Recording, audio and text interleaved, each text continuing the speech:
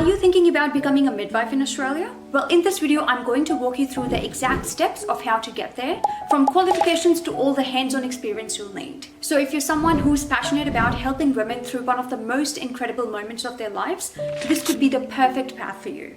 So let's get right into it. And if you're new to the channel, my name is Pawan. I'm a registered nurse based in Sydney, Australia. I graduated in December 2017 and have been working as a registered nurse ever since.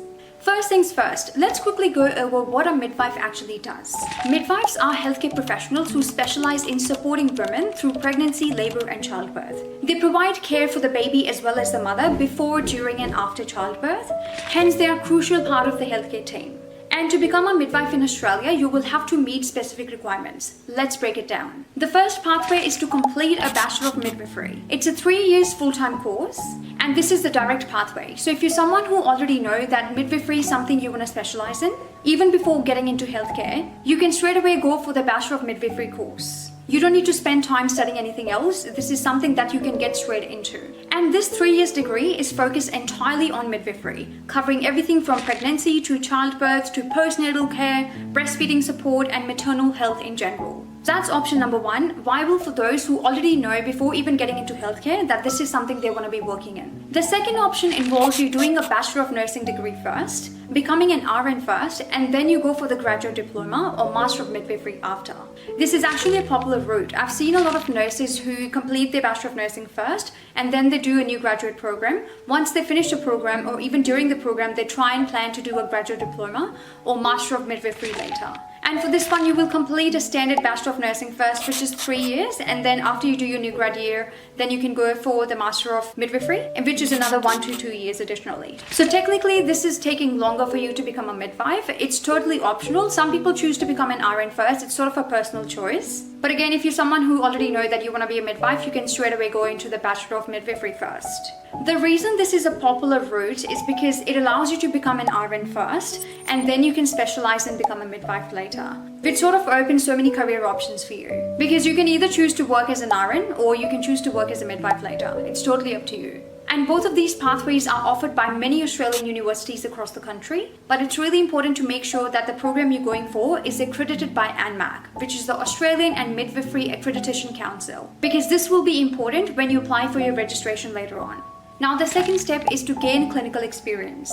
During your studies, you'll be required to complete a number of clinical placement hours in different healthcare facilities like hospitals, birthing centers, community health centers as well. Clinical placements are super important because they provide you with the hands-on experience you need in the field, and they also give you an exposure to different types of births, case scenarios, and different healthcare teams. And these clinical placements will make up for about 50% of the total study time in the course.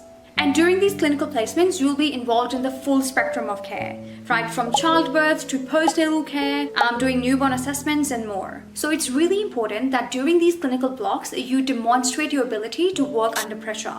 Because imagine you in a birthing center with multiple women in labor. That's quite a stressful situation to be in. I mean, you won't be looking after multiple patients at the same time, but it still can be quite stressful.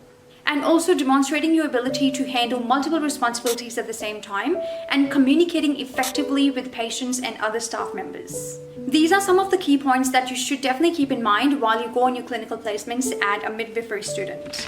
The third step is to get your registration to practice legally as a midwife in Australia. Once you've completed your degree and your clinical placements, that's when you apply to get registered with AHPRA, which is a regulatory body for healthcare professionals in Australia.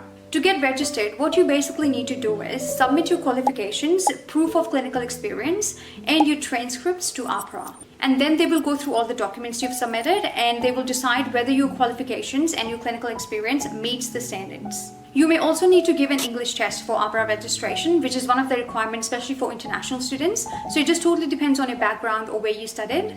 And AHPRA accepts most English tests like IELTS, PTE, OET. And once all that's done and AHPRA is happy with all the documents that you've submitted and they don't require any further documentation from you, you will be listed on the register as qualified midwife, which will let you work as a midwife anywhere in the country. And now that you've gone through the whole process of how to become a midwife in Australia, there's a few other things that you need to keep in mind when it comes to joining the nursing field in Australia. When it comes to your registration with AHPRA, in addition to the qualifications and the clinical experience, plus minus the English exam, AHPRA may also require a national police check as part of your registration process.